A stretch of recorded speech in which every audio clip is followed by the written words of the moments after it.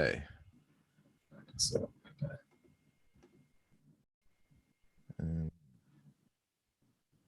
sick, dude. Dope.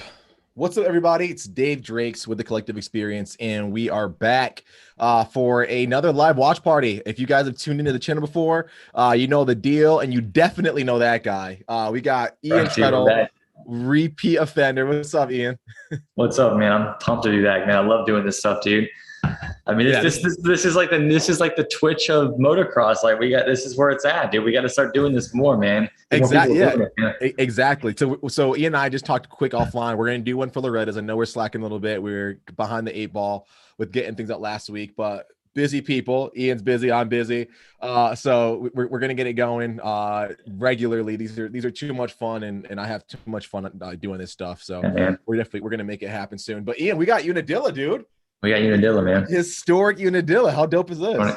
This is gonna be good, dude. I'm pumped. Who are you feeling? I'm thinking Barsha, Justin Cooper, like the hometown guys are gonna feel confident, right? Like, oh, dude, for sure. Justin Cooper is such a freaking stud at this place, man. Like the guy is super, super fast. So I'm looking forward to seeing what he's gonna do. But who else though, dude? The 450 gate drop just happened. Oh, someone went down wicked hard on the Sexton. Ooh, oh my God! Yeah, before this, I was gonna say Sexton looked really, really good in practice. He didn't have or qualifying. He didn't have the fastest lap, but he looked like he was solid, man. I was gonna pick Sexton, dude. So, dude, I'm thinking, you remember how I was telling you that like the European guys are gnarly in the choppy stuff? Yeah, I bet you Roxon hauls ass today, man. Oh, definitely. Yeah. That's, I mean, like he's always on. I'm just saying that I think it's going to show more than it does sometimes. I think so too. Like lately he just looks like he's flowy. He always does good. Like when he has like a week or so off to like, isn't that Fernandez in third, dude? Yeah, I think so. So Plessinger second. So we haven't seen Fernandez with a start like this yet. I don't think, right? He's always been starting in the back pretty much. Exactly. So we talked about it last time when we did this for Spring Creek. It's almost like him and who was it, Jet Lawrence, they almost like coming back from like 15th or whatever. Like they always have to battle up front, man, Yeah, so it's a little crazy, but cool to see Roxon out front. Not a big surprise to see Roxon with a whole shot running away with some laps, you know what I mean? But he's got Plessinger and Fernandez right behind him, man. These guys are threats right now. Do you think this is like a precursor that we're going to have a battle on our hands throughout the rest of the moto, or do you think Roxon's going to throw the hammer down and kind of check out a little bit? It's too early to tell, I think, man. I mean, because any of these guys can do any of those things. We have to see how it plays out. Yeah, I think the track is still kind of smooth right now as well. Even though it looks, I think it's going to get a lot rougher. Like it's still early in the day and stuff. So and then in the moto, let's watch it start. I want to see what happens in the starting. And did you already see it? Yeah, he's. I think I'm delayed behind you a little bit, man. No worries. Oh yeah, slid out just a little bit. That's crazy, and that's such a high speed turn too. I'm surprised no one hit him. Yeah, exactly. Lucky. Man, those guys are. He took a handlebar to the. I think he took a handlebar to the groin, dude. See, I always get nervous on starts whenever I do them, like racing, like B, A, whatever. But when you race like pro national, that's a different kind of start. Like that, these guys are like, this is their job, this is their livelihood, and they race you like you owe them money, dude. It's ridiculous. I would be so terrified. No, dude, I felt the exact opposite, man. Really, dude? Because everyone is so. You got to think, dude. Like, what was it like? I mean. Well, okay, so what's it like going on the C practice versus the B practice? Like, I mean, there's a difference, right? Like you feel more. Imagine going another step further, like, and then everyone is really, really good, so they hold their lines really well. So you can go way. The problem is when someone crashes, everyone's going so fast and they're so tight that it just takes everyone out. So that's the thing. The crashes is what gets me because the speed is so much higher. But man, I will say, going from C to B, dude, you feel like you. It's like that, man. It takes all the stress away, man. It's crazy how that works, Yeah, because I mean, I noticed that going pro, I would be hesitant. Like I would be a little tentative in the first couple corners of a start. And the team guys are getting on me like about being more aggressive in the first lap. And then once I realized that people were so solid, I'm like, oh, you can just pretty much hold it wide open, and they don't have to worry about being close because everyone just holds their line. Yeah. It's like the Tour de France too. Those guys are like pretty much like getting undressed and drinking like right beside each other, and they're not even like worried about it, dude. Yeah, They all know they're solid and stuff. That's a really good point. That's a really good comparison right there. So what's your take on Tomac? Like, why do you think a guy that, again, we talked about him a little bit, I think in the last one, a guy that everyone touts as being like one of the fastest dudes we've had in a very long time. James Stewart went on record saying this guy should win almost every race. Why do you think he has such a hard time in like qualifying and like first motos where he's like 10th, 14th, 5th, battling, mid pack instead of up there with like Roczen or Ferrandis? What do you think the issue is with him? Dude, have you ever done something when you were younger and 1,000 times in your room by yourself and then told your mom to come watch and she comes in and then you can't do it? Yeah. Yep. I think it's the same. I think he just has like mental blocks that he hasn't figured out how to get over yet. Man, is there like a certain because process? He's been that way since I've known him since I was 11 years old, and he's been that way. There's been races where he was just off the entire week, and races where he's just like, you can't even touch him. Yeah. So he's always been that way. And there's a lot of, my little brother was the same way too. He would just have days where he was really on and days where he was really off. Yeah.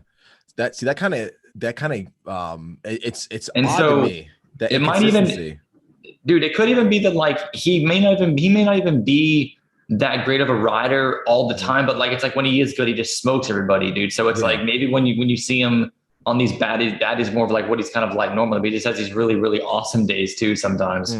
Gotcha. It could be either. It could be either one. You really don't know. He's obviously good. He just has a hard time controlling that freaking, I guess, intensity or whatever you want to call it. I think so too. I think the hard part for him is just the inconsistency and replication. Typically, I think he's such an oddity because we see so many top pros be like consistent. You know what I mean? Like, yeah, they have their off days, but for the most part, they're top guys, right? Podium guys, top fives, whatever. But with Eli, as good as he is, I feel like he's the worst when it comes to the consistency side. So I think that's why I feel like if you went back and looked at his results though, as when he first went pro, maybe a second year pro, that they were more consistent back. I think he might just be over it now. That he might just be like not really feeling it as much as he did before. So maybe he's just not, I don't know, mentally there like he was when he went pro. He's just not as hungry as he was. Yeah. Yep. He's got a kid and stuff now. Like stuff changes. You don't know, man. Yeah, we saw that with Villapoto, right? He did the same thing, kind of. Yeah, dude. Yeah, when he was over it, which a lot of people can't fathom the fact that these riders get burnt out. But man, when this is your everyday nonstop grinding, like, dude, you get so burnt out of it, man. Dude, it's still work, man. Yeah, it is. It's a dope sport. It's all of our lives, obviously, right? But man, when anything can become a job, man, even if you're like a freaking taco truck food taste tester, man, which sounds like a dream job to me, just eating all damn day. That you'll get burnt out of that shit quick, I imagine. Yeah, dude. I think it's all a balance. I think that's why some of these guys who are having fun might have longer careers than others. Yeah, exactly. I think that'll be the ticket for a guy like Plessinger, who keeps it fun, light, enjoyable. I think so too, man. Yeah, and he's creeping up on Kenny, man. Like, I'm really stoked to see Plessinger. I think he's actually going faster. Yeah, dude. And especially like being a guy that's so like tall and lanky like that, when you get these long rutted corners, he likes it. Yeah, you can get that leg out of the way. You can manhandle the bike a little bit better. It seems like he's because have you rode here before? I rode the amateur track. Okay, so a little different. In from what it looks like to me, tracks like this always give you terrible arm pump because of the freaking chatter, and so you're always holding on your arms going up these hills. Yep. And that crap. And so someone like Plessinger who can ride with his legs a lot, he just saves his arms, and he might just be able to make complete laps more efficiently than others can. Yeah. Even if it's at the same speed, it's just like he has time to scrub harder and he has extra energy for other parts of the track. That makes sense to me. Who do you look like is trying? Who looks like they're moving their body more to you when they're riding, dude? Who looks slower out of these two? Yeah, visually. I would say it looks like Kenny looks like, I mean, even though does look, he looks efficient, but I'd say he's doing more of the like full body, where Plessinger is just making like little micro adjustments. You know what I Yeah, mean? like Plessinger, I mean, even his style, I would say, would look silly. He looks like a little too loose, but Yeah. it's working though. So you can't really say it's not good because he's freaking on rocks and he's looks like he made a mistake and got pulled. But Yeah. either way, he's that pace. So it's like you're looking at two pretty different riding styles do the exact same lap time. Exactly. Which one should you choose? If you were like in a video game, which one would you choose? Man, that's so tough. Honestly, like because they're both the same, right? Which one do you like? Which one looks like it's sketchier and less, I guess, likely to finish the moto at that pace? Yeah. Oh, man. I think Roxon's does. I'd say Yeah. I like again, Roxon he looks very thoughtful and efficient with his motor. For some reason, Roxon looks faster, but Plessinger looks like he has more control. He looks like he's just chilling, like doing a sight lap. Exactly. Right? Exactly. Roxon looks like he's actually putting the charge on, which is fine. He just looks more aggressive. Have you tried to alter your riding style when you were like, coming up through amateurs or even in pros? I did in sand a lot. Did you, what worked for you? Like what I tried riding on the pegs more in sand. Like I would try to limit the times I would take my foot off the peg. I used to ride hard rock sand track all the time. And I was almost positive that there would no one ever go faster than me at that track. So I had that track. So I had that place so figured out where there'd be parts where we go to dry and then deep sand again. Yeah. And I would always ride on the pegs a lot. And it was, no one was really doing, it was a lot like what people are doing now, but no one was really doing it yet. Yeah. And so it only worked in some tracks. So, and I felt like it would hurt me when I went to easier tracks. So if we went to race, like, damn, I'm trying to think of a track that would, but people like Barsha and stuff, they were so aggressive that I would do stuff like that and I would lose time on certain sections and it would cost me. Okay, because you were trying to be more. So I hadn't quite figured out the right, I guess, like the right amount of just the right amount to put into that, like the right mixture of kind of standing and sitting. I was either doing too much of it or not enough of it or something, I think. But I still was messing with it. So I was trying it, but I hadn't figured it out yet. Gotcha. Yeah, I was always curious because we see a lot of guys talk about, again, technique. You and I went over it before, but I know people harp on like the right way to ride certain tracks and stuff like that. So it's interesting. It's an interesting topic for sure. I don't think you should spend that much time on it, dude. I think you should have your fundamentals. Like if you're starting out, it depends on where we're talking about. If you're talking about critiquing technique as a pro, then you can spend some time on learning how to ride more efficiently. Yep. But that'll probably just come naturally too. You're going to figure out like if you're riding stupid, you're going to be tired. So you'll naturally gravitate towards what's easier. Oh, for sure. But you can learn from some of these other guys for sure. Because like I remember watching Purcell and Ratchet ride, and I was like, I'd never seen some of that stuff they were doing before. Yeah, it was wild. And you can see the way Kenny rides. I mean, I've ridden with him a lot, dude, and he was insane. Like I said, he was always like I couldn't ride as fast as him in practice normally. Yeah, he was always a second faster than me, probably the Supercross tracks at least, like close to like a few tenths. And it was only on these really rough ones that he was crazy fast on because he was just. That rough stuff didn't bother him. He just he would hold it wide open, and I was just like, "That's insane." Yeah, I wonder what some makes stuff doesn't matter closing your eyes, dude. Yeah, was that before Kenny went like to because I remember he came here and raced for a little bit in like B class and A class, whatever. Then you went back I'm to talking Germany. About pro, dude. Okay, so he was racing for KTM on 250s. Okay, he was pro. I mean, he was still learning. I'm not gonna say he was at his full potential yet. Yeah, but I'm just saying like where he was better than me at was stuff that was really choppy and rough. It's like you and your friends, like who can bomb this hill faster on a skateboard? It's like, well, dude, how much of that skill just like who's willing to not care if they fall, dude? Exactly. Yeah. You know what I'm saying? So there'd be parts where he would just be like, I don't give a crap. I'm just gonna hold it wide open. And he was so good at that, dude. And he was able to do it and not wreck. And so I would just shake my head and just say, I'm not doing that, man. That's insane. Yeah, that's gnarly. What do you think makes the Euros come over and do so good? Like the Rattrays, the Purcells, the Roxons, Muskin. What makes them different? Like what makes them so much better at the rough stuff? I think that every track they race on looks like Unadilla times 3, dude. And so they're forced to ride that way, or else they're just gonna freaking wreck all the time. Yeah. If they ride, I think if you ride like if you ride a style such as someone like Barsh's all the time, like even like let's say the Barsh's style works, but if you do that all the time, at some point there's gonna be a amount of times you're not gonna be able to save that mistake because the ruts won't let you, and it's gonna be a mistake that's not fixable, and you're gonna go down. Yeah. And so they just learned like I gotta chill and go slower. Gotcha. I mean, I don't know. You watch Geyser ride, and that guy looks. Dude. He's so insane. He's nuts, and that guy has some of the most. I don't know another word for it, but the most flamboyant, like out there crashes I've ever seen. He doesn't even move on the bike. Yeah, like Geiser's guy. I love watching that dude ride. I honestly, like, apart from Stu, that guy can scrub a bike cleaner than anyone. Oh, he's just so such a stud. Yeah, such a stud, man.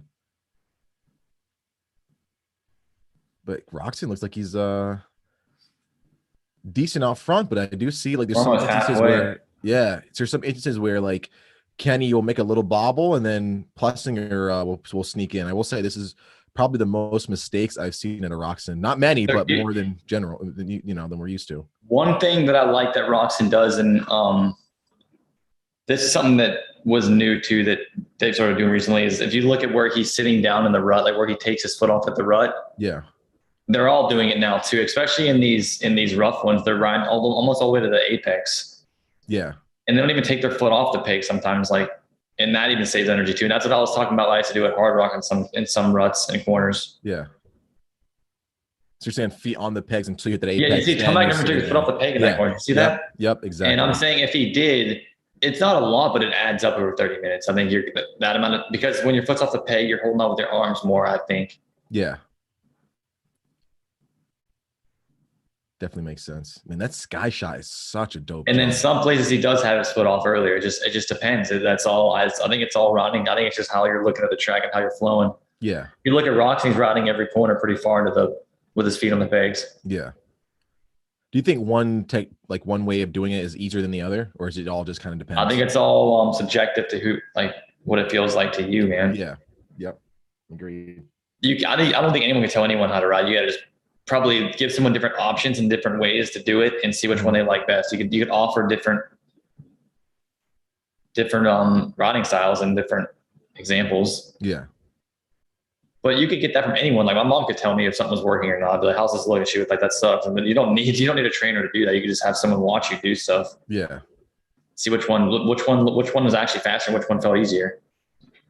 It's not that freaking hard, man. Like some of this stuff is just like lifting weights at the gym. It's like, how do you get stronger? You just lift heavier and like keep working out. Yeah.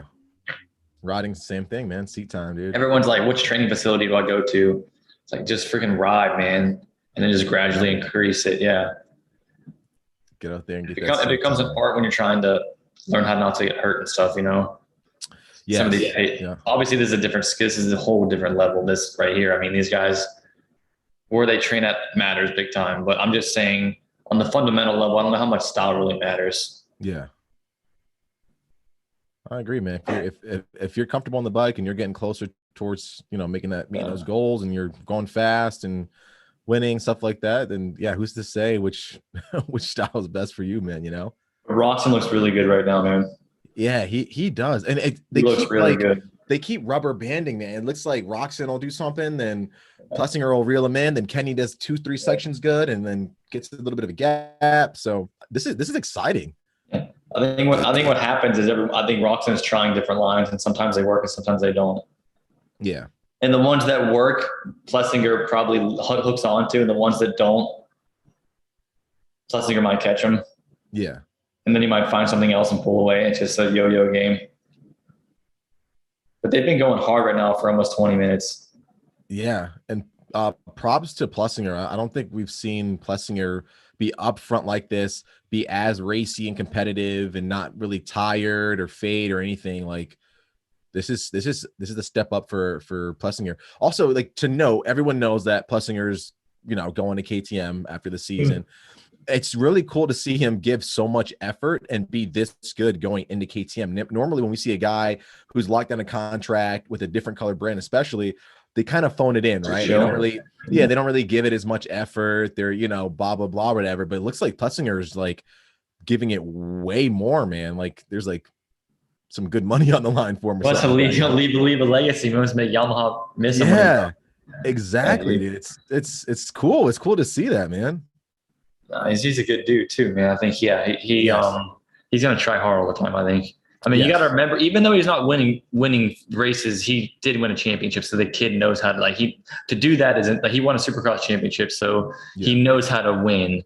Yes, it's just he hasn't figured it out yet in this class. So I still think winning is winning. So he knows how to do it. It's just he hasn't been there. Yeah.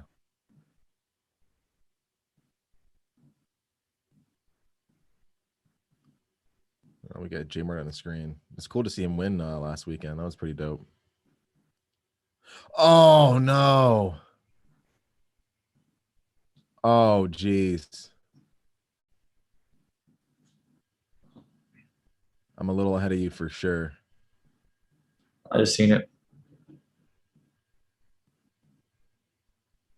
What do you think happened? What section of the track is that? I don't know. It looks like he high-sided. Holy crap, the bike's messed up, man. Yeah, that bike took that thing cartwheeled.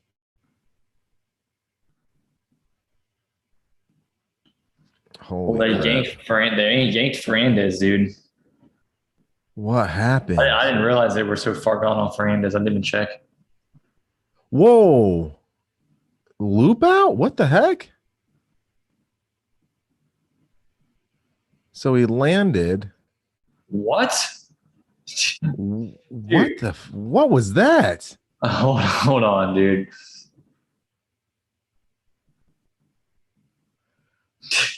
That's weird. So like he rebounded, gave it whiskeyed, and then dude, I don't know, man, but all I do know is, have you ever gotten legit whiskey on a 450 before, man? Like actual whiskey throttle? Yeah, one time. Okay, it's the most intense thing I've ever. It's insane. So if that's what happened, there's nothing you can do, man. He just made a mistake. He's tired. He's 20 minutes into a moto. He made one small mistake and he went down, man. Yep, that's insane. I've never seen that happen before. He must have been landing and wheeling over a bump or something, and he just lost it. Exactly. Yeah. At that point, you're just probably had arm pump, and he just lost it, man. Oh, dude. Oh my gosh, that's man, crazy.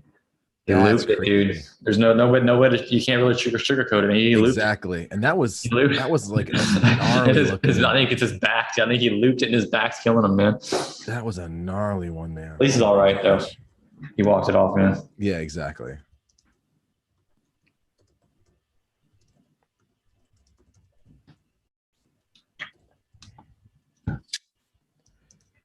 Oh man. So for all everyone checking in and watching right now, thanks for tuning in. We appreciate it. It's myself and of course the amateur mastermind, phenom Ian Trettel. We're talking Unadilla first motos right now. Just saw Plessinger go down. It's quite a bummer. I hate seeing that stuff, but we appreciate you guys tuning in. Leave us a comment. Let's get this chat fired up. If you've got questions for pro like Ian, you got some questions about bike stuff for myself. We want to get nerdy. We want to start talking to you guys and getting involved with some of these comments. So yeah, let us know. Dude, I think the bars hit him in the face when he looped it, man. That's how hard he looped it. Really? Oh man, dude. He's gonna laugh about this later for sure, man. Yeah, for sure. You have to at this point, right? Yeah, he's gonna laugh. This was just a bonus. I can't explain it, man. I loved it. I wish he would say what happened. Man, I looped it, dude. I don't know what to say, man.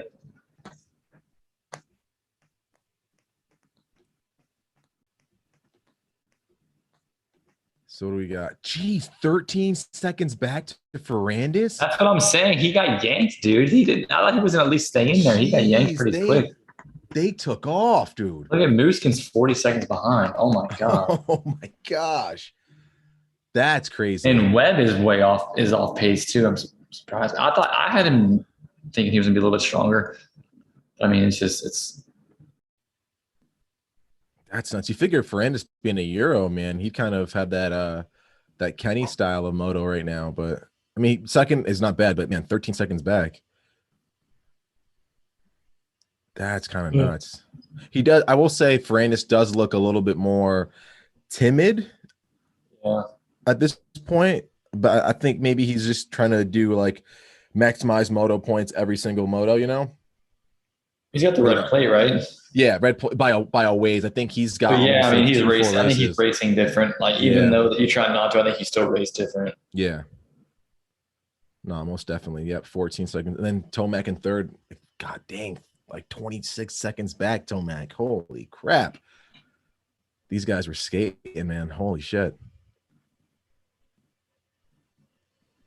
Kind of gnarly, man. A track like this separating, top guys like that. It should say a lot about how gnarly this track is. Yeah. That's pretty bad. You mentioned getting whiskey on a 450. For people out there who may not really, ride a 450 or be as well versed, describe that feeling for a lot of people. Riding a 450? Or getting that whiskey throttle, like that burst of acceleration. Okay, dude. I mean, it's like it goes against your natural instincts, I think. So it's like when you hit it once, you fall back, just like Plessinger did. And then when you hit the gas that hard, it's so much torque. I mean, these bikes when we talk about hitting freestyle ramps, you could be a dead stop at the base of a freestyle ramp and still freaking hit and like jump probably 65-foot ramp. So there's so much torque in it when it takes off that there's no chance that you're going to you have to, it is so for a split second, you just see the light flash between your eyes, man. Man, yeah, I did at least. Tired. He looks like it took a lot out of him, man. That crash. Holy crap. Yeah. And that's again a high speed section when you're coming off of that gravity cavity, then kind of wide open when you land, and that'll get you. Yeah, I think for one of those reasons, I think that's why I'm giving up the 450 this year, going back to either a 250 or maybe a 350. They're so much bike, man. And I'm a heavy dude, I'm not light, and I'm getting out the 450. It's a lot. Oh, Sexton's back out there too. I wonder how far up he got. Up 14th, salvaging some points, not doing too bad. A lot of people are saying he's going to be like the next big guy. Do you see that same thing too?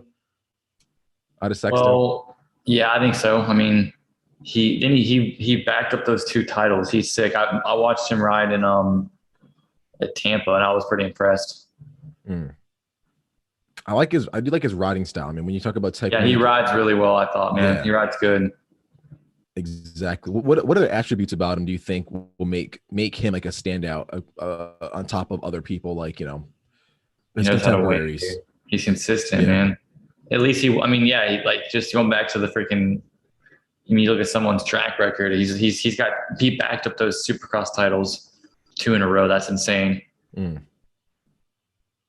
So yeah, he's a guy that knows how to like get in a nice flow and just back up wins one after another. Yeah. I do like his potential. Yeah.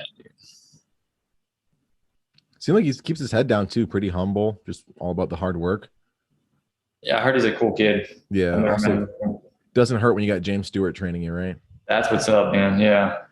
That's got to be phenomenal, dude, to have like one of the most talented riders of all time, just like the most talented rider of all time, like training you and telling you how to go fast. Like, yeah, dude, how gnarly is that, man?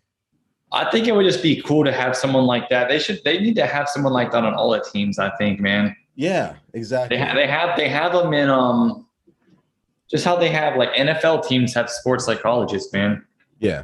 There needs to be like riders that are on teams that can just like that are out on the track looking at different lines and stuff, just offering it's like anyone's. I mean, mechanics can help you tell where good lines are. Yeah. So having another rider there would be, I think, super freaking beneficial, man. Oh, exactly. I don't think the budget can afford it for stuff like that. That's all. If these teams are on tight budgets, I think. So there's not much. It's not as big as football, so they can't afford to do all that kind of stuff. Yeah, that's got to cost least like 100K, man, for somebody of high But caliber to be on call for the team whenever the team needs. Yeah. That's a good paying gig right there. you That's for should. sure. Do you know about like the logistics of Formula One, about how some of those teams operate? A little bit, not as much as I want to. I mean, the teams are spending $1 billion a year, so it's insane. Yeah. But like when they've got the correct funds, the way that they run is so it's really cool, man. They have like they do team meetings and stuff like before each race, and they all sit down and talk. Yeah. So it's like a business, man. It's really cool. Mm-hmm. I think motocross is still evolving into something that it could be. I hope so. Someday, you know, I definitely hope so, man.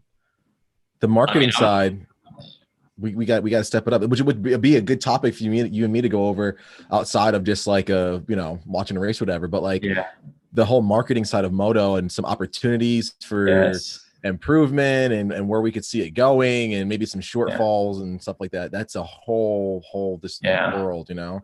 I like that stuff, man. Yeah, for sure. Innovation. It'll help the sport grow. It'll bring in more funding, more eyes. The more people that we have in our sport spending money and stuff, the better. Yeah.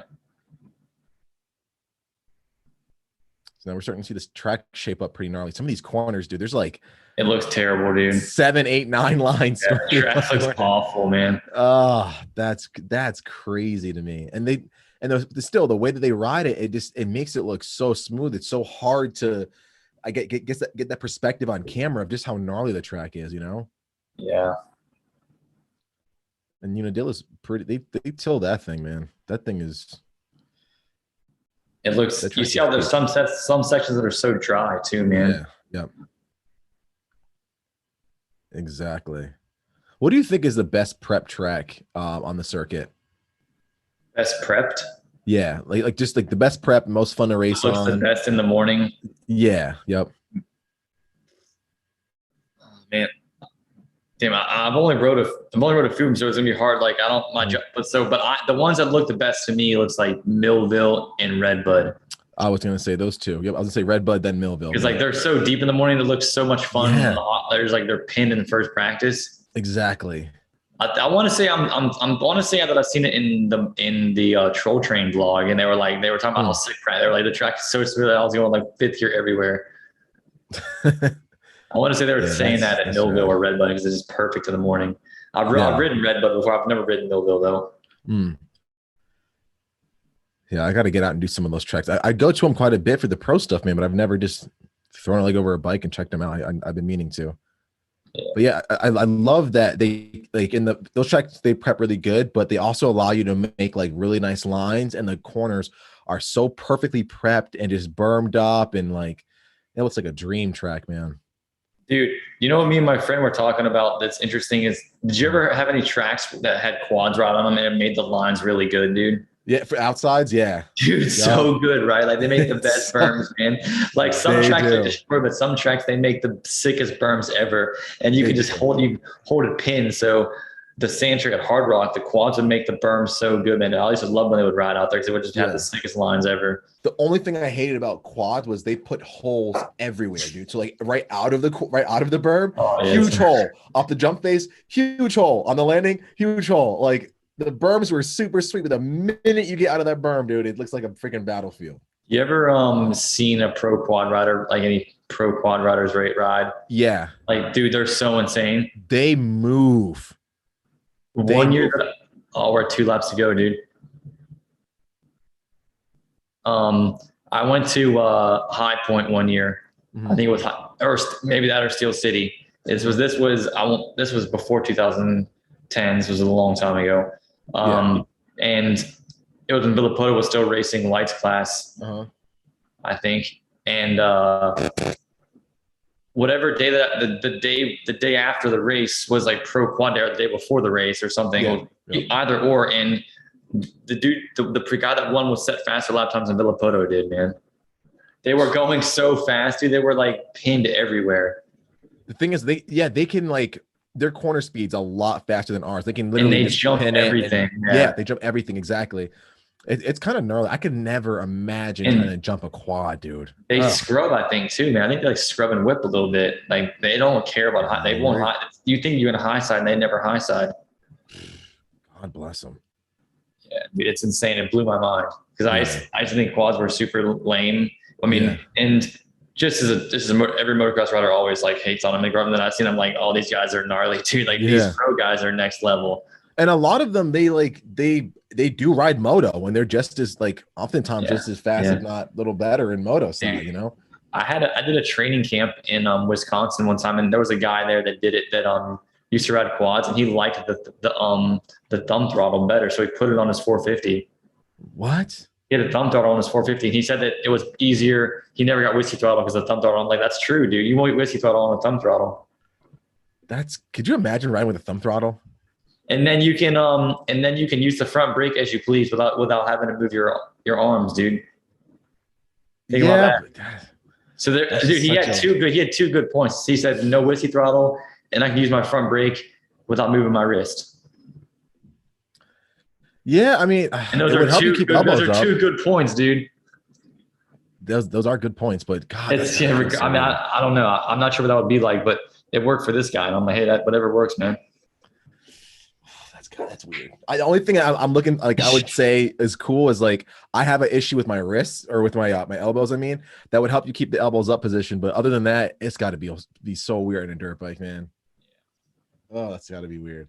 But looks like Kenny's gonna get this moto win, man. We were like, he rode a solid race, man. Super solid. That was a clean moto. And just again, his setup looks freaking good, man. Yeah. The Red Bull helmet and red fox here looks tight, man. I do like the fact that they're going retro with some of this stuff, almost reverting back to like early 2000s kind of gear. It's kind of dope, man. I like it. Yeah.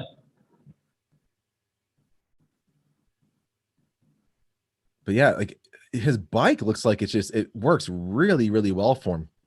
You know what I mean? Like it doesn't move too much. It's not like too chattery. Dude. Yeah, work stuff is man, all that factory stuff is insane. All the testing they're doing, his stuff is so dialed in, dude. Guaranteed. Yeah, it's super dialed. And he can just kind of take whatever line he wants, man, and just bike's gonna handle perfectly, you know? It's crazy. I bet you he was pulling away from Roxon when Roxon fell. If you look at the times. He looks like he picked up his speed a little bit. Yeah. Even though it's last lap, he looks freaking good, man.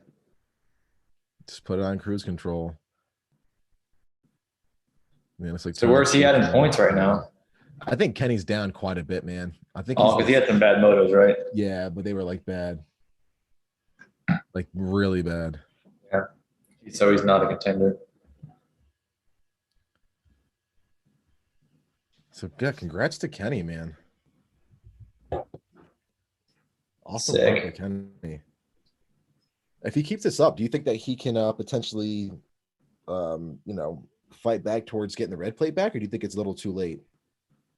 Dude, no, it's not too late because so much stuff can happen. Well, but I mean, how deep are we in the season right now? We're almost done, aren't we? I mean, I think we got Loretta's. There's only a few races left, right? No, I think we got like 5 races left, don't we? We've got or five motos, 5 races, something like that. We've got Budds Creek we still have to do. Then we've got to go to, isn't it? Pala. We got Pala, Iron Man. Oh, okay. And the schedule is different because they extended Supercross, so they're going to go longer, aren't they? Yeah. So that's why. Normally, like we're at the last 3 right now, you know.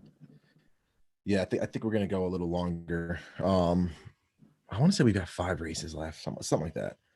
But I mean, yeah, I mean, there's a lot of potential right there. I mean, you get Ferrandis with 2 not so stellar motos, and there's your. I mean, yeah, he would need to DNF races, but it's possible. So I'm just saying, like, that's what it would take, in my opinion, for that to happen. He would need to like get hurt or miss full motos. Yes, agreed. You're not going to lose a title by just getting freaking 15th place. If you're that far. Well, let's see how far back he actually is, man. I'm just talking. I don't even know what I'm talking about. Yeah. Are they doing a whole segment on why these guys like golf? Oh, come on. So. Just watch all these guys slice it real bad, dude. Come on, MX Sports. No, it's all good, man. You gotta find some way to balance out motocross. You can't just only ride, man. Oh no, for sure. I'm glad that they're like Yeah. It's cool that riders have the outlet. I don't think the average fan is going to care about these guys playing golf, though. They want to see moto nonstop. But I mean, as somebody that likes all bunch of different sports, I fully endorse this. The one thing that I will say that I've gotten so addicted to, and whenever we do the race, it's usually like me and AJ and a few other people. We got so hooked on go-karting, dude. It's ridiculous. It is Dude. absolutely insane how much we've got hooked on it. Go-karting? Go-karting. Okay, John, do you know what I was into, man? What's For that? a minute was RC cars, bro. Really? Dude, I was all about electric RC cars, and I was buying, like, doubling up batteries, and I got into like all the electric motor stuff, and I'm buying all the lipos. I thought it was tight, dude. And then airsoft guns as well, dude. Gotcha. Had an insane freaking collection of airsoft guns for a long time. Yeah, I got hooked on the Traxxas brand. I had an electric Rustler, and dude, that thing was an absolute beast. I would have like once I only did it like wintertime and stuff, and then once racing kind of kicked back up, it was like, all right, we're doing that. But I would have loved to have like gotten into that little thing and ripped it apart a little bit, you know. Okay, dude. So Roxon is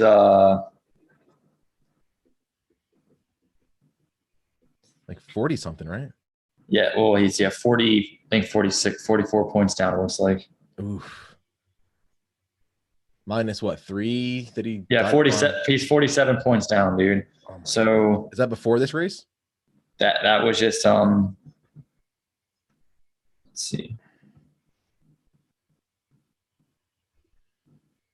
I mean, just I don't know. It doesn't give you like a last time. I was looking at RacerX's website. Oh, that's crazy. That's crazy.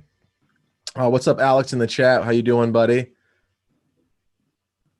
Thanks for tuning in, Alex. We did a interview with Alex not too long ago.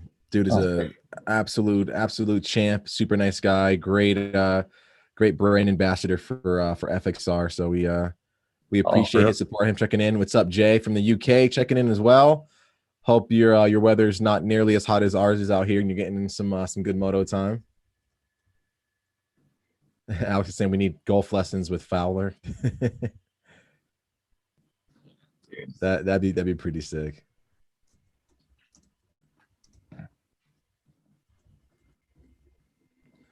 I will say though that I know that Jet's really big into golf. That might have to be my next challenge to him, man.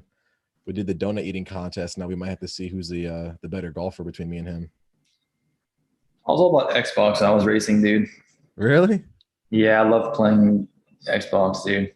You know what's funny? I couldn't get my I have the original Xbox, right? The original like black Xbox. And yep, couldn't get that thing going. So I rebuilt it, changed a few capacitors inside, busted it open, and then I went and bought the original MX Unleashed, and then the second iteration. Nice. Dude, so hooked on that game. To me, those games are way more fun than the new ones. I don't know what it is. Dude, I'm in one of those like really crappy new ones, dude. Like they put me in Reflex. I have a character in Reflex. You do? Yeah, whichever one, like MX. It's one. Let me figure it out, dude. It's the one. I have a character in one of those games though. Yeah, because I signed a contract in 2010, dude, and then they sent me a game. That's rad. That's the game is not as good as Unleashed or Reflex, so that's why I was kind of bummed. It's only a decent game. It's not great. Dude, I'd love to get my logo in that game, man. If I can get my logo in that game, that would be sick. That would be fire.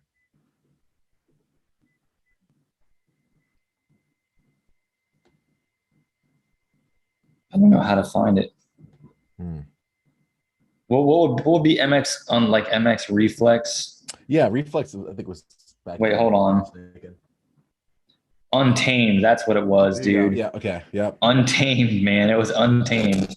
Yes. That was a fun game. Untamed was super fun. I did like that one. Really? It was fun. Again, nothing tops the first one though. The first MX Unleashed, nothing tops that game for me. Yeah, dude. I have a character in that game that my rookie. It just says rookie on the jersey, man. Really? Yeah, dude. They did a deal with all of our whole team. So everyone on the team got a character. That's right. We all got a free game. That's freaking awesome, man. Do you have like little kids like hitting you up saying like they played you in a video game? I had a few, I think, but I don't think anyone. I don't think that game was that popular. So I'm saying I think it was a. I think that it was a blowout, dude. Just because Xbox is not. I mean, everyone's playing PC games now, dude. Yeah. I was like right during that shift, everyone went to PC, so it's just less convenient, right? Like you can do anything, like you can download any game you want on PC. Yeah. Or no, is Xbox still going pretty good? I thought it was like PS kind of took over.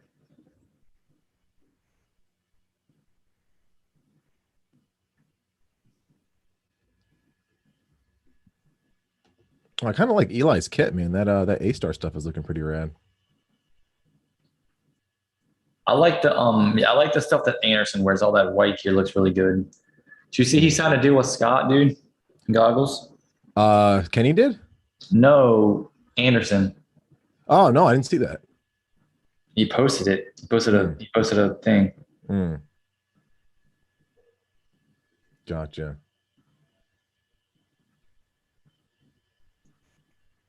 Yeah, Jay mentioned it's good racing last week at Loretta's. Man, it was awesome, Jay. Like that was some of the most fun motos. I will always say, I think the class of 05, 06 is probably gonna be like my favorite of all time. But dude, great racing in all classes. And shout out to teaching your nephew tomorrow, man. That's got to be fun, dude. Passing on the torch, getting the next generation of Groms in, dude. That's pretty rad. Yeah.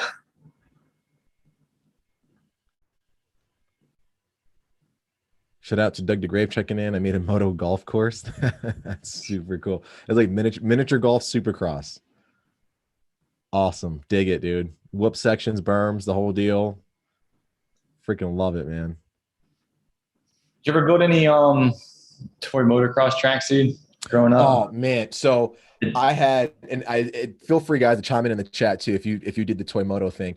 So me and my dad were we were remodeling the upstairs, and we had to like dig out a part of the backyard, and we pulled up all this clay, and we had like a slab, like a concrete slab, and then a bunch of clay in the slab. I put together the coolest supercross track of all time, dude. I had like all my buddies in the neighborhood were like coming by, bringing a little toy dirt bikes, and we were like ripping, making ruts and stuff, dude. It was so sick. With the putty scraper, dude? Yeah, dude. It was rad. The putty scraper was how to make the sickest jumps. I forget who showed me that. They're like, you need a putty scraper to make all the whoops, and that was the next level, dude. It was phenomenal. It was great. Good job. Yeah, my girlfriend's going to a wedding. Looking great. Looking phenomenal. Love the shoes. Yeah, dude. Mine's locked in the bedroom right now, dude. Looking good. Yeah, it's like wedding season's been gnarly, man. Like, so many weddings happening. Stop inviting me, dude. Yeah, dude. I'm start renting tuxes, dude. Yeah, exactly. I'm so done with this, man. Oh man, it's crazy. We're at that age now, dude. That everyone around. I know, dude. Getting married, man. Going Everyone's getting married. Everybody's like having kids and stuff. I'm just like over here trying to ride my dirt bike more, you know. Trying to freaking build stuff. Yeah, yeah. Exactly. Oh man, crazy. I don't know. People get impatient sometimes, I think, dude. Yeah.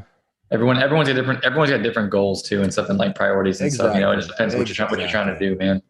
100%. Yeah, I'm on the Dave timetable. Yeah, man. Like, yeah, exactly. And I'm kind of in the spot too where I'm trying to I worked a long time to get back to where I can try to build something again. So I'm trying to build something again, like where I can actually start over again, you know? Yes. Exactly. So like, I don't want to, there's a small window of time to do that before you're wrapped up, and then you have responsibilities and stuff. And so I'm trying to just grind out while I can.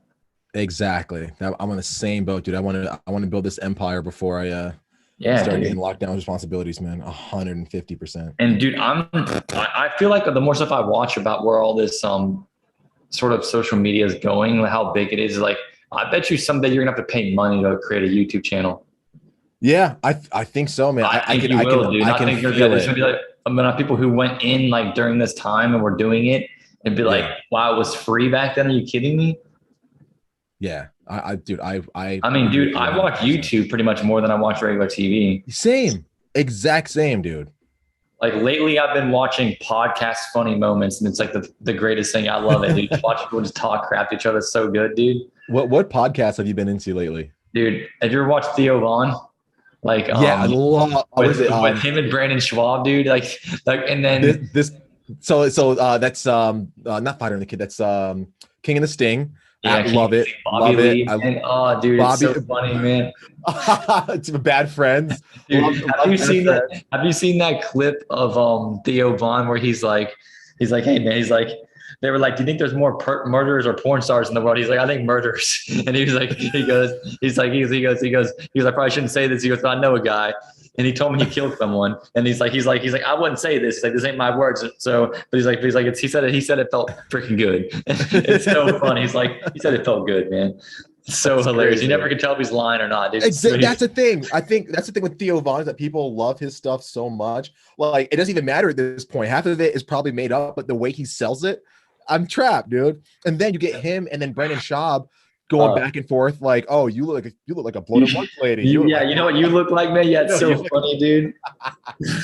What did he say? He was like, you look like you work at he said you look like you work at he said something tire center. He was like a clothing tire center, dude. He said, look at like Macy's Tire Center, bro. Yeah. And they're just laughing. It's so funny, dude. You know what's good is so I love that. I love their buddy Tom Segura has one with his wife, Your Mom's House. It's the craziest, like, most out there podcast. It's fun. I've seen that one too. Yeah. But I love The Fighter and the Kid with Brandon Schaub and Brian Callen. Super Brian Callen is hilarious, dude. So funny. And then Chris D'Elia comes on there, and it's so funny. It's great. I love those. So those are my favorite. And I love Congratulations. Me and AJ watched Congratulations with Chris D'Elia incessantly, right? Yeah. The funniest ones to me is when you have Chris D'Elia, Will Sasso, Brian Callen all just talking crap about each other. Oh wait, I don't know, Will. You got to send me some stuff. I'm not familiar with Will Sasso. Because if you like that stuff, I'm gonna like the same stuff you like. Dude, that stuff's hilarious. I love it. It's dude. Good. It's good. It's really it's hilarious. I think it'd be funny to get something like that going with, like, in between races, like people just like talking trash about Ryan, like Plessinger or Loop. You just joke, because like everyone knows each other, so no one's gonna care. Oh, dude, I'm down for that, man. I think it'd be hilarious. Oh yeah, you should see me, like, I try to keep it, because some people don't know that, like, our humor or whatever. So try to keep it kind of like whatever, middle ground. Yeah. But you still can do it. Normally, you keep it going. Yeah. Normally, dude. Yeah. It's normally, it's funny. Yeah. It's hilarious. It's check back in. Sorry guys, we kind of went on a rant about the podcast, but hey, it's super fun. Want to keep it that way. Whatever, dude. We're hanging out. Exactly. I love that stuff, man. So Jay's saying blown away by the female class at Loretta's. I agree, it was good. One thing that I was kind of like scratching my head about is, like, we have these female racers, like, we've got Jordan Jarvis, Marissa Marcolon, all these women that are really good. They don't really have their own series, and, like, I feel two ways about it, right? I think it's super cool to see them racing with the guys. It makes this, they get highlighted. It's super cool. It elevates them and everything like that. Also, it's like, man, it'd be really cool to see the women's class come back again, just to have even more females highlighted, more of a chance for them to get on a pro platform. You know what I mean? So I would love to see that. It'd be cool to see that come back, and again, give little girls out there a really cool goal to see, like, hey, I can do the women's class, and then I can get my skills honed in that, and then go to the men's side, have the option to dominate both, you know what I mean, or get into both at least. So I think that'd be really cool to see that come back and stuff. And a big point that you bring up too, Jay, is seeing Deegan go up on big bikes, get that mini cycle win, and then hop onto a 250F and look like he's freaking lights out fast already, which pisses me off because I'm slow. So that was that's pretty cool to see, man. Like, do you think that more people should do the 125 route and then 250F, or do you think it matters? You should just go to a super mini straight to 250? What do you think, Ian? Depends on your size, I think. I think that the 250 is safer than I think that I went two-stroke first, just because that's what I think that it's different now. Like, I don't know, but I think that I went two-stroke because that's the first class you could race, because, like, it was schoolboy total 15, so you couldn't race a four-stroke in that class. It was only two-stroke only. Yeah. Yep. And I think that's like this little, it's just an easier way to get comfortable on the bike, probably. I don't think it really matters. I think you could probably go either way, though. It's going to be easier. I think you're better off just going straight to the 250, though, because you're going to have to learn it anyways. You ride the bike different. I agree. That's one thing I kind of wish I did. Is there still a two-stroke only schoolboy class now? Yeah, there is. There is. Okay. Well, then yeah, if that's the case, then you're gonna ride both. Yeah, I went to there's not 125 beforehand.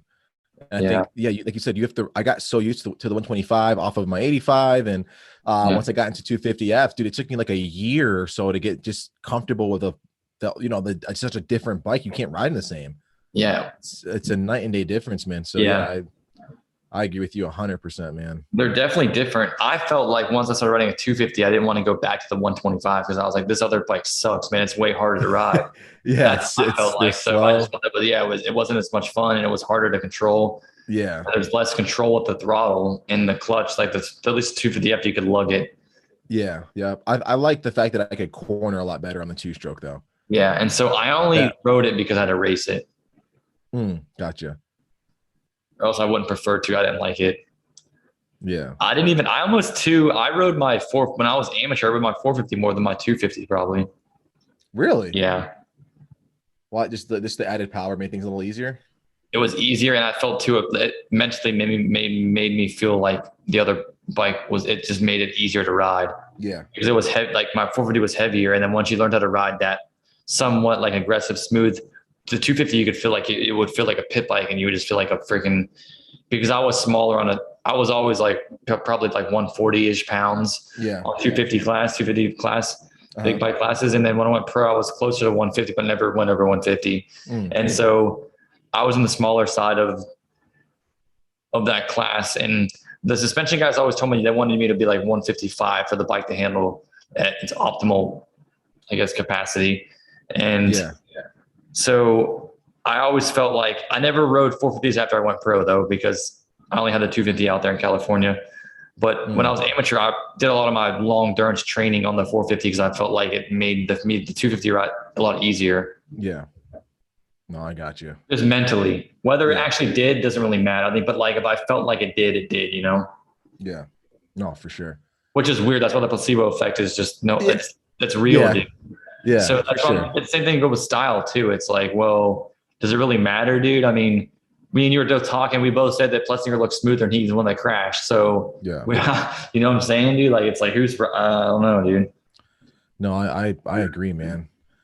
I agree. I think I will say when I tried doing the 85 and 125 at the same time. When I went back to my 85, dude, after riding 125, it was the same thing, right? It's like, dude, this is a freaking toy, man. This is ridiculous. You know what I mean? Yeah. But yeah, it's definitely crazy. So Jay said he was reading up on your background, Ian. He goes, pleasure to meet you. Yeah, dude, if you don't know about Ian's background, man, it's extensive, dude. Ian's definitely been a big player in the industry for quite a while. So cool. Always cool to have him on these things. It's, seeing Deegan go up in bike side, it's super cool. I think it's gonna yield a lot of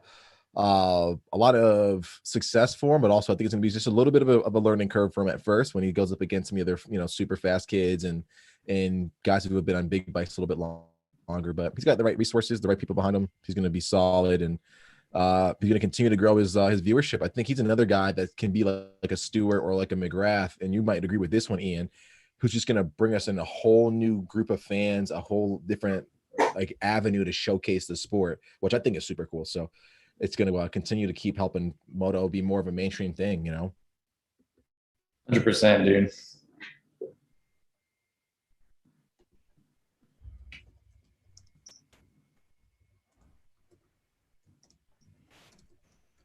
Let's see.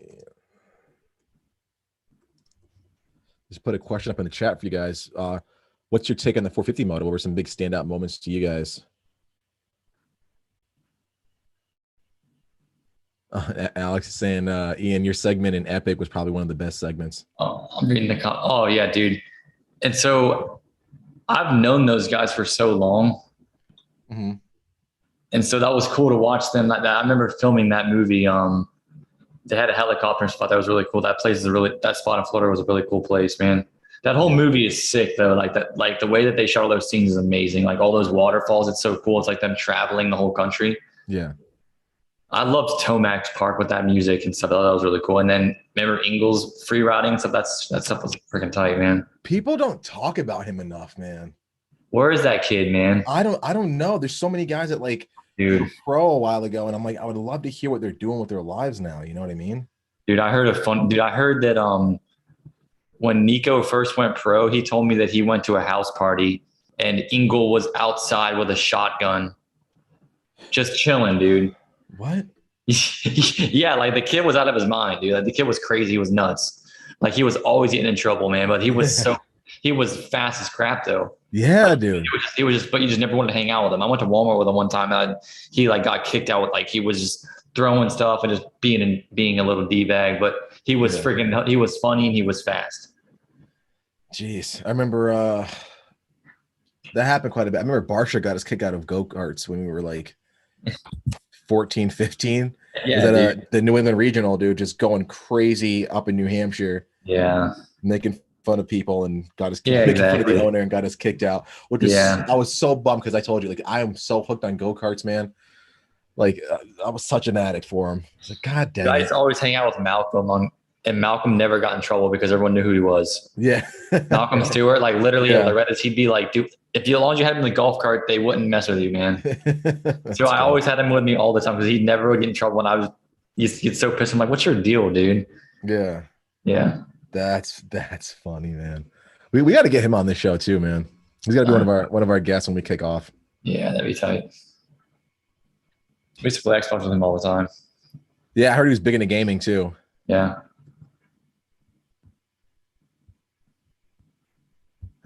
We got a whole gate full of gases, man. Look at that. I want to get my hands on one of those things. They look so good, man. You put some black rims and a FMF pipe, one of those things, that thing looks like a freaking yeah, gorgeous. I'm checking out the chat. Insane, man.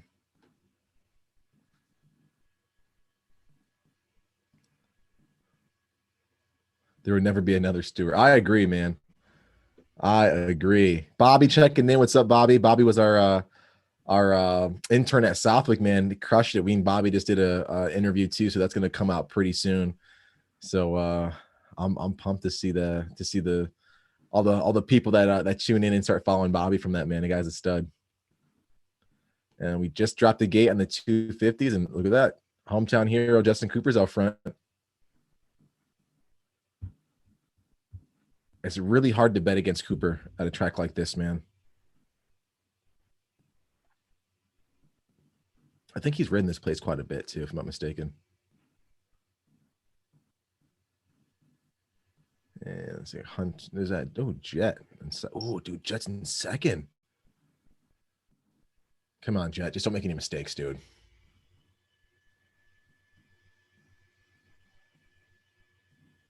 Have you ridden one of the like more modern 250s, Ian? Yeah, just the fuel injection ones in 2011. When I had factory bikes, that's the last time I rode. Okay. Because I will say they're a lot faster than my 250F was back in the day. Do you throw a leg over a bike anytime like lately just for training? I rode a pit bike. That's it, dude. But like honestly, like I'm kind of like I'd be scared to ride again, dude. Yeah. Like the PTSD from all that crap is like freaked me out. Dude, it's hard to explain, dude, but it's freaking I get it. Totally get it. Yeah.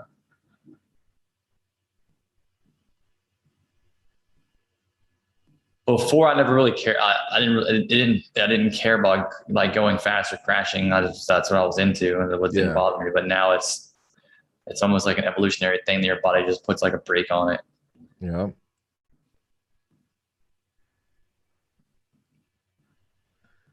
I totally understand.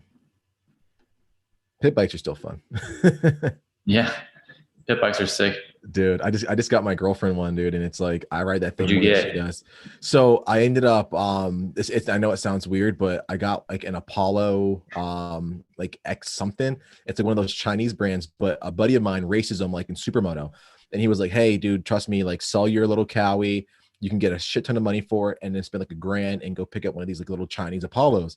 And I was like, I don't know, man. Like I heard those things break. And he's like, dude, trust me. I have a 190cc fully modded. That's probably just as fast as your 450. And that thing holds up amazingly. So I went over to his house, checked it out for a couple hours, like went through his whole workshop and saw all of his bikes, and they were mint, man. So I got one for $1,000, sold the little, I think I bought her little Cowie for $900, sold it for $2,000. Yeah. And because bike prices are crazy right now, went and got an Apollo, and the thing's freaking cherry, man. It's like it's a modded 110 pretty much, just with a clutch, better suspension. And if I blow the thing up, which I don't, it's going to take a lot to blow it up, believe it or not, $300 for a new motor, you know? So it's cool, man. I mean, and she doesn't know the difference. She digs it. So that is tight. I want to see some electric pit bikes. Yeah. If they make that, those would be sick. Yeah. I can just see like going to a skate park. Those would be so much fun, man. Yeah, for sure. Just going around town, especially if you got like good brakes on them and stuff with a, you don't even get the clutch because it's freaking instant power. Yeah. Oh, for sure. Alex is saying he's got a good feeling about Hampshire. I think Hampshire's going to do good. His consistency just bums me out, man. That's really, really weird. Cooper was a good call. Yeah, I mean, he's always fast here, right? I mean, he is. This is like, I think the hometown advantage is just a psychological freaking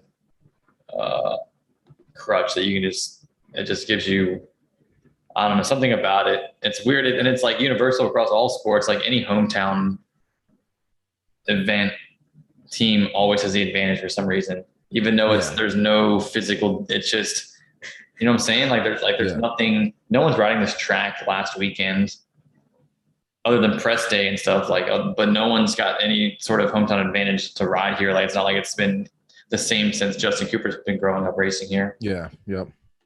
But just the idea of being home makes you feel comfortable, you know? Yeah, exactly. Shout out to Lee for checking in. What's going on, dude? And yeah, you guys bring up a good point. Finally, we get to see Jet with a good start, man. Let's see what they can do up front, man. We know Jet's fast, and we were always saying if this guy gets a start, he can do some cool stuff. But also, dude, Max Volan, 4th place, super dope to see him up front like that. The guy is pretty damn fast, like lights out fast from what I hear in training. So this should be interesting to see if he can last the whole moto. Hammaker's back in 6th, Swole in 8th. And I think I saw Rami Alves was like top 11, top 12. So shout out to Rami, dude. Good buddy of mine. I love seeing him around the races and stuff like that. And he's making that gas work. So the more privateers we see up front, the better, dude. This is sick. Yo, what's up with Masterpool, dude? He had that sick race at Redbud, and then I don't know. Ever since he got off the Star bikes, dude, it's like he almost took a step backwards, right? Yeah. And the dude is so crazy fast. His Instagram videos, ridiculous. You know, his dad used to be an Olympic coach. He won gold medals with Olympic teams in skiing. Really? Yes, dude. His dad is like a guru. That's rad. They had some I got to talk to him for a little bit when I used to live in Florida, when I was doing all the motocross training full time, and he was telling me that they would only race Loretta's like a few years of their career, and they freaking both their kids cleaned up both the times. They didn't race all year except for regionals and Loretta's. Yeah, that's all they did to make sure they were healthy. It was weird, and then they only ride the track when it's like tilled up. They have some weird stuff, man. It's really odd, but there was psychology behind what they were doing, and it was interesting to hear why they were doing it. And at the time it was working. I don't know what they're doing now. Interesting. But their kids had a lot of freaking wins as far as Loretta championships. They had like the most as like family. They got a lot, man. You got a question in the chat there, Ian. Asking about J Mart. J Mart. Yo, I think J Mart's gonna figure it out. Yeah, I think he just had some bad luck recently. Just because his freaking his track record too. I mean, he's got an outdoor title.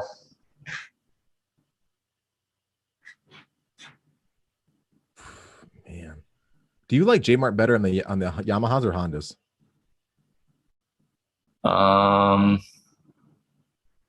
Yamaha. Yeah, same.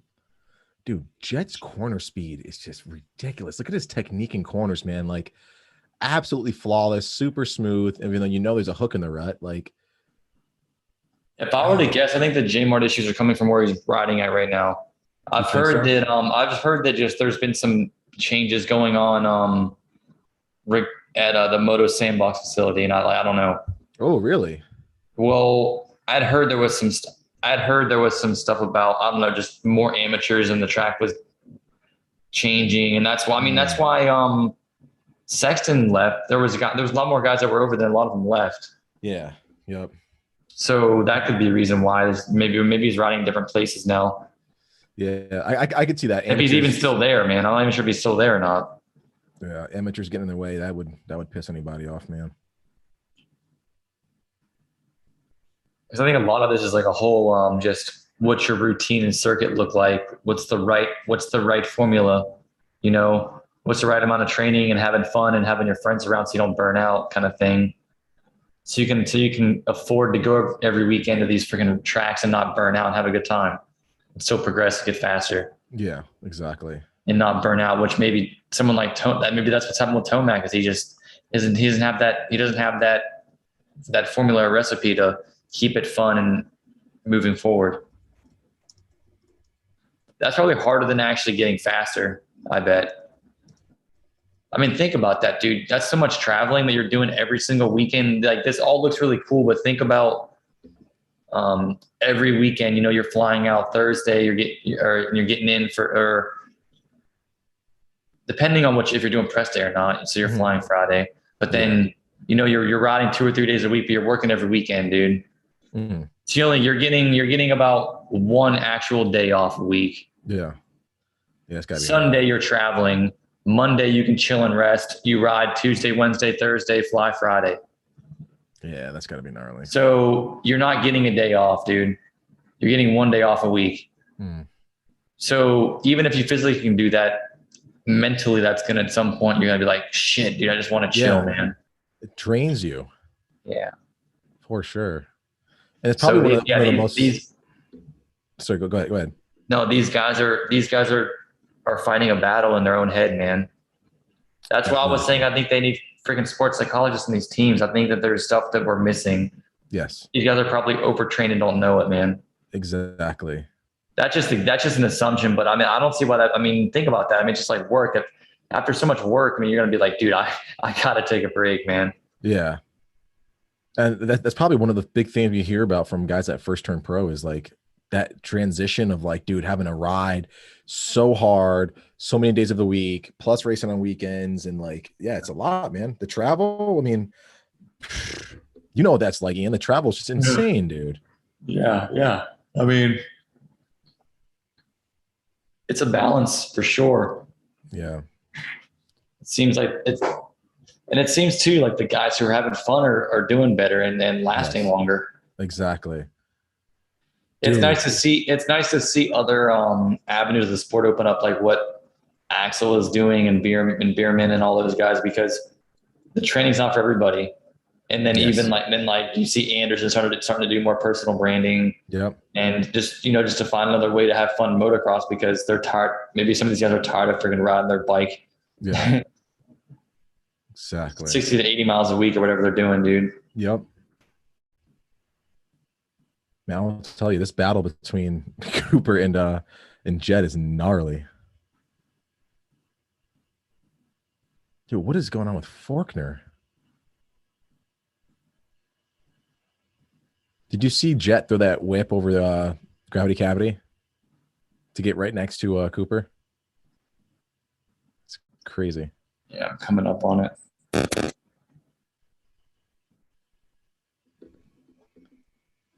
I think Cooper and Jet ride kind of similar, actually. Yeah. I think we're seeing so how we talk about that we don't have the aggressive stuff. The European guys don't ride as aggressive as some of our guys do because our tracks are a lot smoother. And now that's why I think that it takes the European guys a minute to take some time to figure out the US up because they end up riding too conservative a lot. Yeah. They have to adapt to riding aggressive. And I think Jet was really good at that. Yes.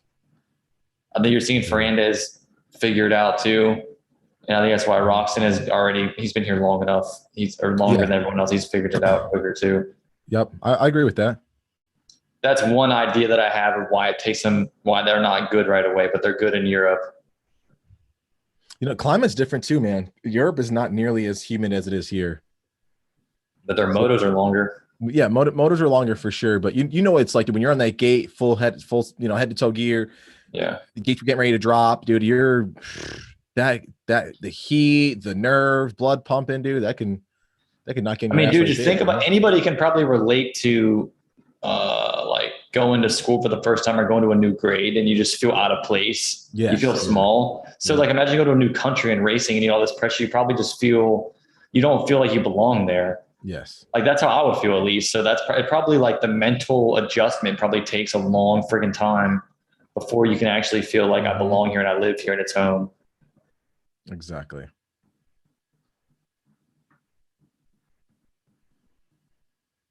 One thing that I would either be really happy about or really bummed about would be the food, man.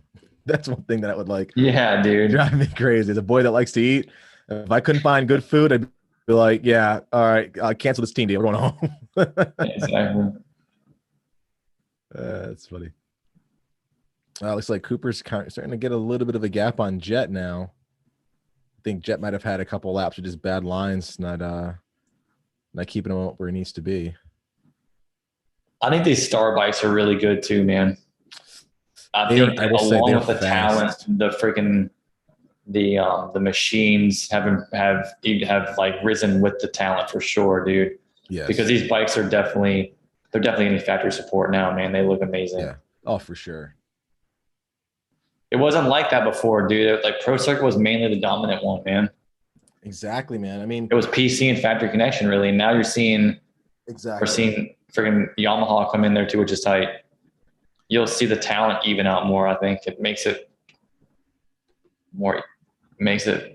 fair for everyone that's on a team ride. If you're a privateer, you're out of luck, dude. Raleigh's asking if they think PC will kick out Forkner. I don't think so, man. I doubt it, dude. I think Forkner's a long-term choice, man. Yes, exactly. Dude, these guys pick talent based on like character, not speed at all. Exactly. At least that's what they would, when I met with teams like that, that's what they were doing. I told you that when I met with Factory Connection, they barely even watched me ride at Redbud, man. They just wanted to talk to see what I was like as a person. Mm-hmm. So it's like betting on, it's the jockey versus racehorse thing. Would you bet on the racehorse or the jockey, man? Exactly. I don't know. You know how what is it when it's like when the team's doing bad, they fire the coach, not the players. Yeah. Yep. Yeah. I mean, I don't know, man. I think Forkner obviously is a super talent. I mean, I think it's a gamble too. Yes, it is for sure a gamble, but also like, yeah, but I think that, yeah, once you know how to ride, I think you don't forget it. I think, dude, I've seen that some of those videos of him riding at Rainer's place where he's comfortable is insane. He's so good. Yeah, he's super fast, and I think they're looking at like what happens when he matures, right? Because he's still a young kid, you know, still young, super young. But I think they're looking at it. Okay, when this guy matures and figures out how to stop from falling and blah blah blah, he's going to be an absolute threat. Which I mean, he has been a threat, right? I mean, apart from the falls and crashes, he arguably should have been a 2-time Supercross champ by now, you know. Yeah. So, and you know, a lot of people said that AC was almost the same thing, right? And look at where AC is now. So.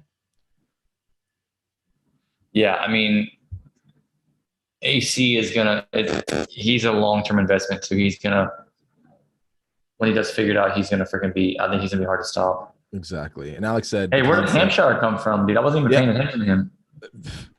Dude, just again, he's a guy that I said before this moto. I like the way he looked in practice. It's just the inconsistency. This guy could be up front for a little bit and then boom, falls back or fades or whatever. So he's up in the air for me right now. But I do love watching the guy ride. And Alex mentioned the concept of we make you into what we need you to fit the mold. That makes sense, man. That's essentially what Ian's saying. Yeah, is they'll turn you into whatever they need you to be. What's your take on Volan, Ian? Do you think he's worth the hype that a lot of people brought him in as, or brought him in with?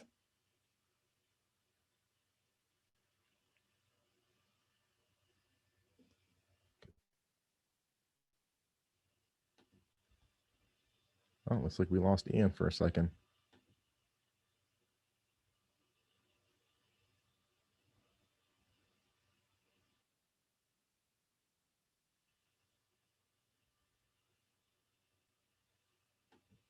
Let's see.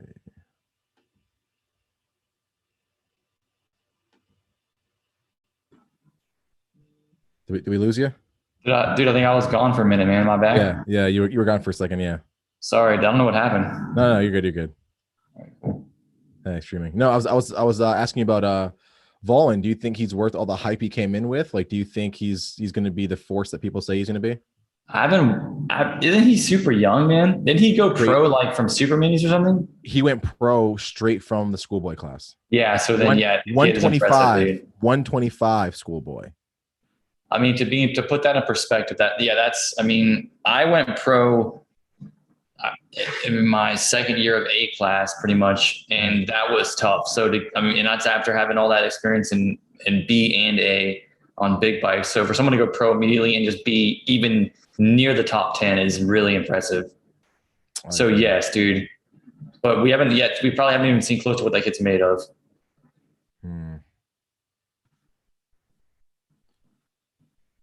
See, Relic. So if he can stay healthy, he'll probably be super good someday. Yeah, for sure. Relic or Relic, I don't know how you say it. Yeah, I think Deegan's gonna live up to the hype, but he's gonna have a lot of hurdles, man. Between like the competition's just gonna get tougher and tougher. I think it's gonna be a little bit of a wake up call for him when he's not dominating like he is now or was on Super Mini. So, but yeah, I think he lived up to the hype. He's got resources and the right team behind him. He's gonna crush it pretty decently. He's young too. It's gonna be hard. I mean, we really don't know yet. A lot of people are insane on it's a different game too when you go pro. I think it's relative, but then it's not. We're going to see him, like, can he handle the pressure? It seemed like, with Adam, it took an adjustment from him dominating so much and then having to learn how to lose again. Yes, for sure.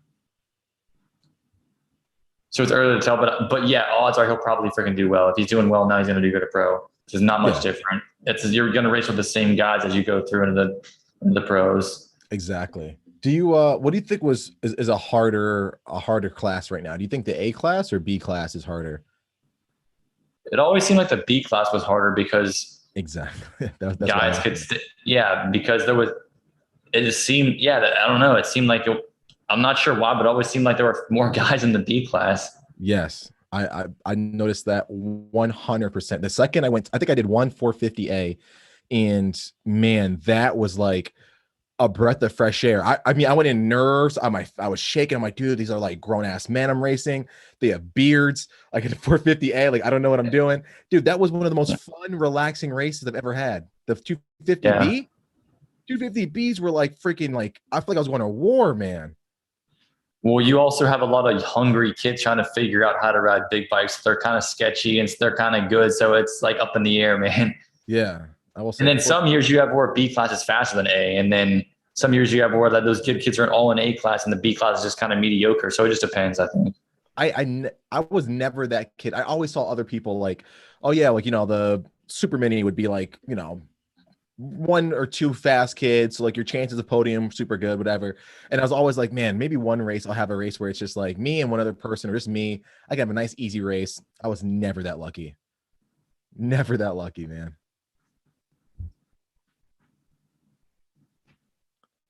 Is that Volan's got Hunter Lawrence behind him, man? This should be interesting. It's so cool to me now too that all the bikes are so good. Like you mentioned, Ian, the PC bikes, like mid 2000s were light years ahead of anybody else, and now it's like, yeah, the Yamahas are super good, but man, the KTM's are fast, the Hondas are fast. I don't think we're gonna see just one type of brand just like always right away. We see the like the playing field is definitely leveled out. Yeah, definitely. Equipment wise. You think Pro Circuit will ever stray away from Cowies? I mean, I think so. I think I've heard you're going to see sponsors change too. They talk about it. If you look in the past, you know, like at one point it was like Spitfire, Kawasaki, and then like energy drinks weren't even in the picture, man. Yeah. Like I want to say Chevy was in there or something at one point. Yeah. Yep. They were with the Pro. Yeah. So I've heard that you'll see. I've heard that energy drinks will probably step out and something else will come through. Yeah, I agree. That's just freaking some random crap I heard from someone say. I don't know that I have no. No, I mean, if you look at history, that's the way it's been, right? Like you said, we had Chevy trucks, and we got the Monster Energies and the Rock Stars. We had like Boost Mobile and stuff. I mean, it's all cyclical, I think. Yeah. Alex brings up a good point. Looking at Varese, man, that's jamming is he's up there, man. It's probably one of his better motos for sure. When I saw Varese in Supercross, I thought he was like a super mini rider. And I was like, when they start doing super minis at intermission? Dude was super small this year. Kind of crazy, like how small he is and how good he rides the 250s.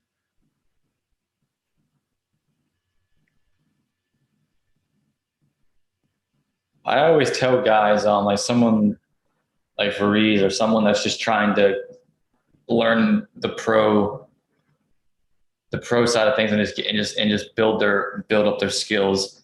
If you could program if you could take a simulated rider and program it just at a speed where it just gradually increased and just let it learn off itself, get a top 20 start each time and just learn and just ride at like a pace that was enough to where they could at least learn some stuff but not crash and maybe improve at a 0.1% rate, you're going to get someone who's going to end up being top 10 in a few years. Yeah. The only variable is just like having bad luck and crashes. That's what's hard to control, I think. Yeah. And then money too. But I think if you started out in 450s, you would get lucky once or twice and then get someone would pick you up. Yeah. If you get enough good starts, you're going to end up front just by luck, man. And then you'll figure out the good lines and you'll be like, oh crap, I think I got this. And the next time you'll have a good start again, you'll run up front longer. Yeah. And it just builds from there. But people go in there and think that because they did their first race and did terrible, it's like it's over. But it's like anything else, you have to figure it out and learn it. And it's going to take time. So you have to go in there and plan on sucking and just learn and just go there and take notes pretty much.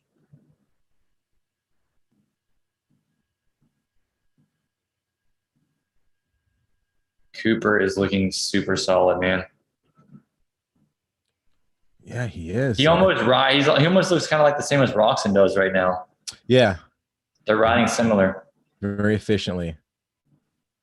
I think he's just got his lines dialed. He's stringing them together, insides, outsides. I mean, pre-jumping, getting air off of this little acceleration bump to just avoid some ruts and some bumps, dude. It's cool, man. Didn't he have some adversity he went through in amateurs to get to where he's at? I think he just stayed in amateurs a little longer, kind of like Kitchen, who's actually making his debut today. All right. I think he just stayed in longer. I think he went up when he was like 19 or 20 and homeschooled and just didn't hit all the amateur national stuff like that. If I remember correctly. Yeah, I don't know either. I thought that maybe he didn't have great equipment. He rode like really crappy bikes his whole life. I mean, that could also be it too. I mean, I do remember he rode this indoor track with us like a couple winters, and he was just a super tiny kid. But that's all I remember. I don't even remember if his bikes were, set up or not. Yeah.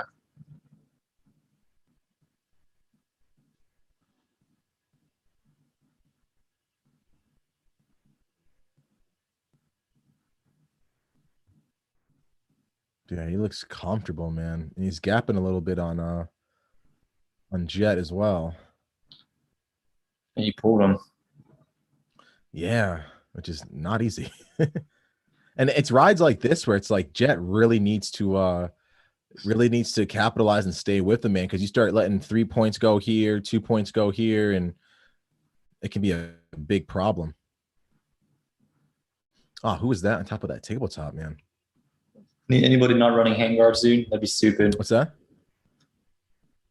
Anybody not running handguards? Oh, did I see the Honda boys weren't? No, everyone's running handguards. You have to. Yeah, Unadilla is pretty rocky, right? From what I remember.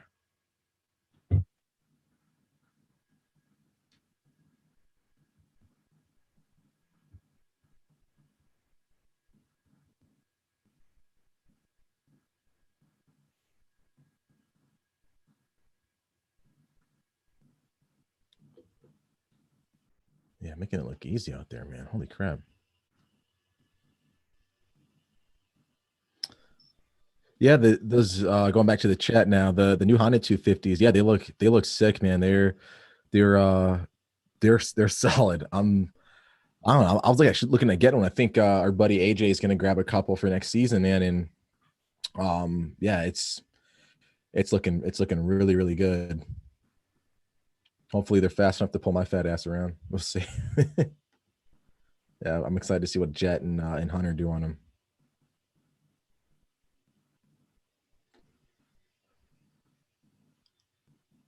I'm reading comments too, and Alex is talking about Cooper making a statement, 100%. Like that happens all the time. Like when you do something like this, I think it throws people off, especially like they look at it and like watch someone win like that or pull a lead and just like get yanked by or freaking drop Lawrence. Everyone knows how fast Lawrence is going right now. Yeah. That mentally puts you, even if it's just yourself who believes it, it mentally puts you in a different field, I think. Yeah, that belief in yourself. Oh, for sure. Yeah, man. Like when you can just do something like this, you become you become something else, man. That's like that attitude Stewart and them had when they won every single moto. They won before they even showed up, dude. Yeah.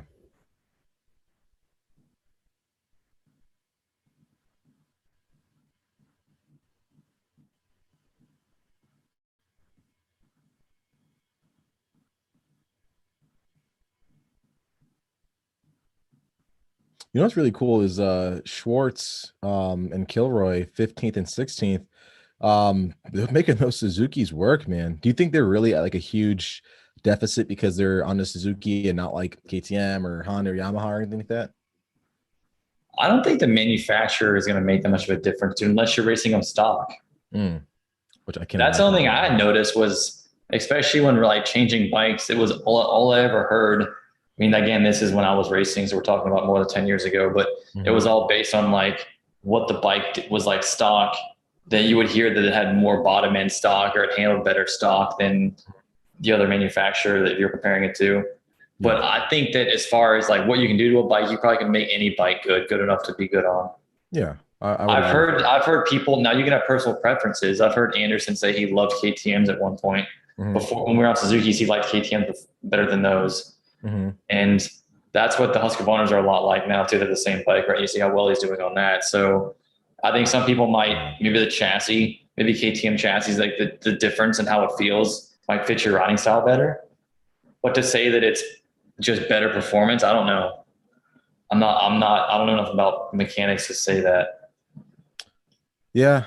A lot of it also, I mean, I think it just goes back to like you said earlier on, is like whatever you feel works for you and what you're comfortable on. You know what I mean? Exactly. It's gotta be all you. Whatever you gel with. Yeah. I don't think they're giving up like a crap ton of power to like a Yamaha or anything like that. But you also got to understand, like, some of these riders, dude, they're so capable. It's like they could probably go just as fast if you threw them on a super mini, man. Like it really, they're just gonna be quick no matter what you put them on. Agreed.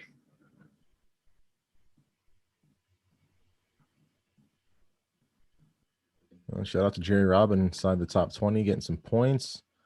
And Mumford is 10th. That's awesome, man.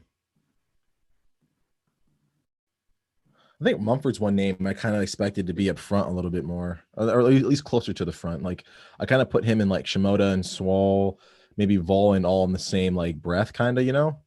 Yeah. I thought for sure he'd be up there a little bit more, but did he come in like really, really young? Was he younger than the other guys? Mumford, I thought, did. Okay. So yeah, he's still got some time yet. They all have time, dude. Some people look at someone. I mean, you don't have to win races to have a successful motocross career. Yeah. Look at Justin Brayton, dude. Yes. I guess. Yeah. I mean, he's had some podiums, but I mean, he kind of just was hanging out, or even Weston Pike, dude. Some of those guys who just made top 10 every weekend. And we're just always top 10 in points and always had a top 100 number. Yeah. Dude. Or just a permanent number, you know, like they kept it. Just consistently good. And they always had good contracts. Yeah. And you know, Brayton's isn't racing anymore, is he? I think he's coming back for next season. Yeah. He won a race this season, I think. In 2021. Did he really? Yeah. Wow. I think he won a race. Yeah. Dude. I'm just thinking, like, in terms of, I feel like that's someone who will be able to retire off motocross. Oh, dude, first. Yeah. When it's all said and done. Yeah, for sure. Like a Wyndham and even like a Ferry. He never had any impressive streaks of results, right? I mean, he never had any, like, he never like won motos by a minute and was just like dominating stuff. He just was always there. Yes. Yep. Capitalized on freaking good opportunities. Yeah, for sure. And that put him up. That just kept him in the top 10. And that was enough attention to where he always had good rides and he probably got good salaries and stuff, dude. Yeah. So he'll be fine when it's all said and done. Yeah, exactly. Yeah, one name you mentioned, Weston Pike, dude. That guy has such a storied career, man. Going from like privateer scraping by to being like one of the people's favorite factory riders for a number of years, man. Yeah. That's super cool. And he's such a cool dude too, man. Like wicked nice guy. Yeah, dude. He's super cool. Yeah. I remember watching him race like the 4-stroke class, like maybe a class ahead of me. Mm-hmm. And he really wasn't that. He freaking wasn't that great, dude. Just willed it, worked hard, and he just worked his way in there. Yeah, he just kept working and figured it out, and like built up some endurance, and he figured it out, man. But he wasn't winning stuff as an amateur. He was like maybe top 10 as an amateur in the freaking amateur class in like B and just the 4-stroke class. So he wasn't even a great dude as an amateur. He just figured it out when he got pro. Yeah. That's rad, man. And I'm watching Cooper he's riding so good on the last lap right now. He is, man. He totally dropped Martin. And Lawrence. I'm even looking at where he's grabbing his shifts, man. It's like this guy is he's so dialed in. Everything is he's so precise, man. He's really got this track figured out for this moto.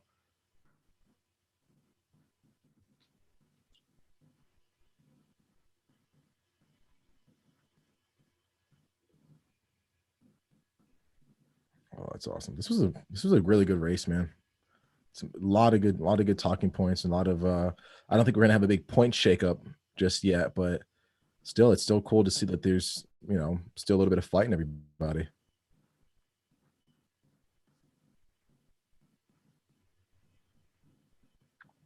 Man, those ruts in that corner look gnarly. That 180 before the mechanics area, those ruts look like they're freaking seat deep, man. I think it makes sense to be lighter. I just read a comment about someone saying being lighter wouldn't hurt. And I always felt like when Martin won that championship, him being small was part like because that's why they're so good. They're like these short little freaking boxers, dude. Remind me of like little pit bulls, dude. They're so strong. Like Jeremy grew up running track in high school and stuff. Mm-hmm. And so he's an athlete just by nature. But I think you want to train like an MMA or UFC fighter or boxers, be as light and strong as you possibly can. Yeah. You bring up a good point. I just started boxing like a month ago or so. Yeah. Dude, talk about a freaking workout, man. Yeah. Holy crap. But You no, like it? I love it. I absolutely Site. love it. It reminds me of Moto, where like we're so focused on being good at the sport. Like, yeah, Yeah. we know we're getting a workout, but we don't really think about it. You know, we know Yeah. we're getting tired, but it's not like All right, dude. thing is to exercise. That's what I feel. Cooper just dominated that motor. That was sick. Yeah.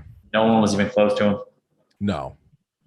I mean, Lawrence had him for a little bit, but I think Cooper wore him out. I was just gonna ask you, was that a fitness thing or just like a more of a mental thing? I think it was fitness. I mean, it could be or both. I mean, I think they're both related to each other. Yeah.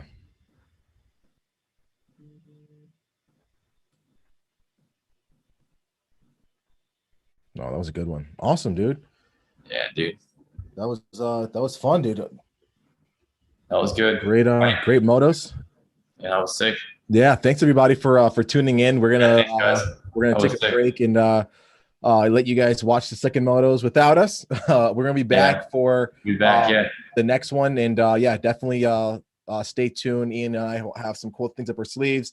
We've got some cool interviews coming up on the channel. Ian's got some good stuff going on over on his channel. Please make sure you guys follow along with Ian and everything he's got going on. Doing some really, really cool stuff. Always feel free to DM him. And I'll post clips too. Yeah, yep, for sure. So thanks, guys. Keep tuning in. We appreciate it. And yeah, we'll see you on the next one. Sounds good. See you next time, guys. See you guys. I'll see you later, Dave. See you, buddy.